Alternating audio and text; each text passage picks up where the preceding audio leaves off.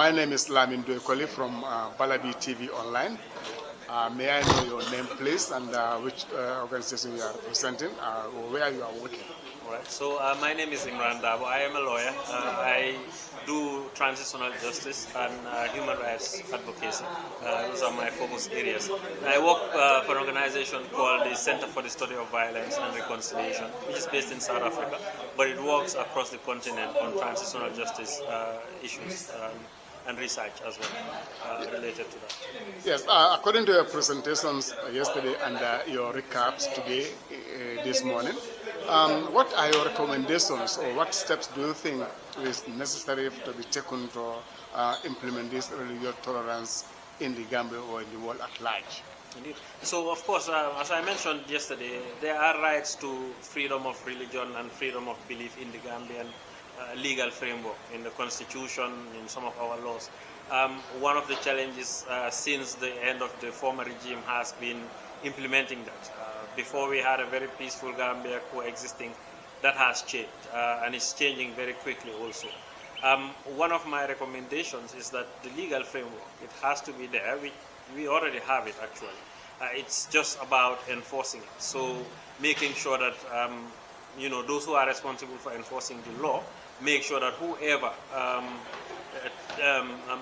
discriminates on the basis of any kind of religious belief should be held accountable, as the law says, because we all live in the Gambia, we're all bound by the law. But not only law enforcement also. I'm talking also about education. The problem is, even if a law says this is what people must do, people have to have the characteristics, the values to support that law. We need to teach our children in school, just beyond teaching them Islam or teaching them Christianity. We also need to teach them to understand that, we are all sharing this one country, and we are all really not very different, even when it comes to religious tolerance, religions. And of course, all our religions teach us tolerance in terms of respecting and allowing the other person to exercise their religion. And that is one also recommendation. But there is also supposed to be social dialogue between especially local communities. So if we live in a neighborhood, the leaders of the compounds, the leaders of the mosque, the leaders of the church should be able to come regularly together and discuss and have chats about how do we make sure our community, this little community, it remains peaceful. And that also requires that we don't only wait as leaders of these communities. We don't wait until government calls a conference or somebody calls a workshop.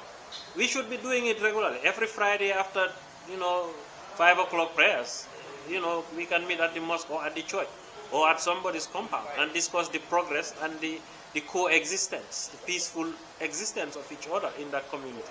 So these have to be, initiatives that we take up. Looking at the Gambia, we have different types of religions here. We have the Christians that are here, Muslims, the Ahmadiyans. Although people think, I don't know, own perspective, some say the Muhammadians and the Muslims, they differentiate them, but we all know they are from the same religion, they are Muslims. Some were marginalized because of their faith.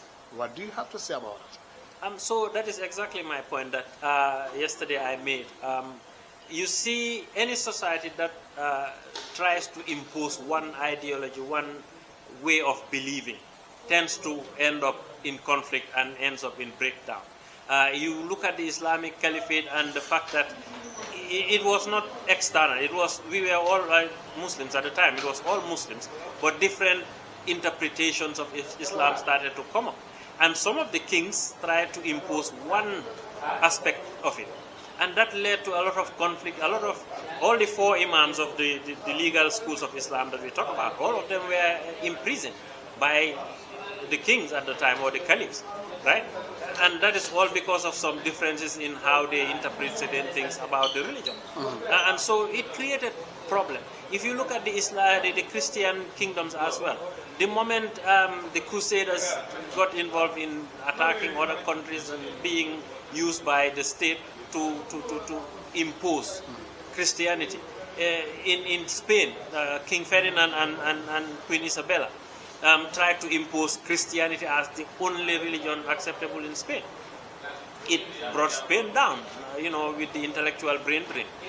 Anywhere that has been an effort to impose one ideology creates problems. And so there has to be the realization that, especially within the modern global setting where diversity is a fact of life, we have to be able to tolerate somebody practicing a different religion. The Prophet of Islam, which is my religion and I can speak on, used to practice that. I talked about yesterday the story of when Umar, when the Islamic Caliphate conquered Jerusalem, and Umar went in to receive the keys from Sophronius. And what he was offered was that he wanted to do his 2 rakats, and Sophronius offered him to do it in the Church of the Holy Sepulchre. And he said, no, if I do it here, the coming Muslims will end up breaking it down and building a mosque instead. So let me pray outside. And he prayed outside. Now where he prayed outside, that's where it's called Masjid Umar, right? And the church that he did not pray in still remains standing. That shows you tolerance of difference in terms of religion. The Prophet has guests in his mosque practicing Christianity and inside his mosque, and that didn't give him any issues of, oh, you guys are going to hell, how dare you pray in my mosque, right? So we have to be able to understand that tolerance. We have to be able to teach it to our children. We have to be able to exercise those values, right? It's the only way we can survive as a nation state. And the other problem is that as the world is set up now, your passport is the only main important identity that you have, right? If you displace anybody within this society and they're supposed to run to another country without that nationality of that country, how do they survive? You are causing injustice in the land, which is a prohibition, I'm sure, both in our Muslim faith and in our Christian faith, right? Don't you think it's a threat? I don't know. We can frame it better if you want it. There was a time the former regime, the one in power, did impose that the Gambia is an Islamic state. We're looking at, we have a lot of religions in the Gambia. Don't you think it's a threat to this religious tolerance?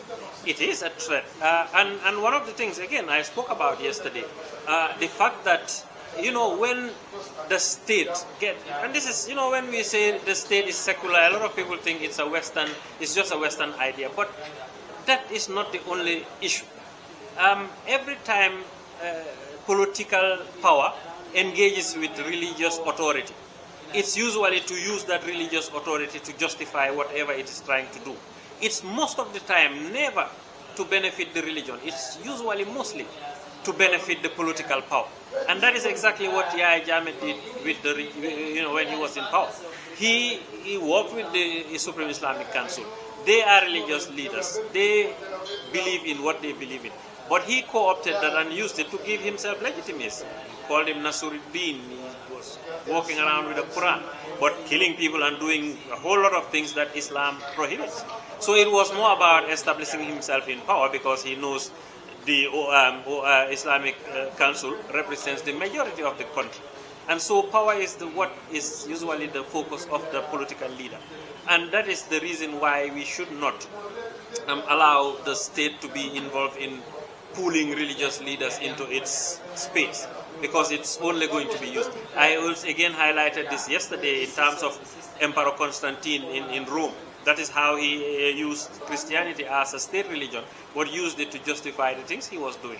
What ended up happening was that Christianity lost its credibility, and that is why secularism is a thing now in the West, because at some point they realized that, look, the state and religion, the mix is just not working for us. It's causing a lot of heartache and pain. So these are things that we need to be aware of. So deciding that the Gambia is a Muslim country, we are a Muslim country in the sense that the majority is Muslim. But in terms of the shared space, it is a secular state and everybody should be afforded that space. Otherwise, what we see happening in some of these countries is exactly what is going to happen. And it has happened, like I said, in history, which is violent extremism is growing. When people are frustrated and they cannot exercise their political freedom in a society, and they cannot exercise their socio-economic and cultural rights in a society, they resort to violence as the only means to, because human nature is not to be suppressed. Anytime a human being is suppressed, he is going to try to fight back at some point.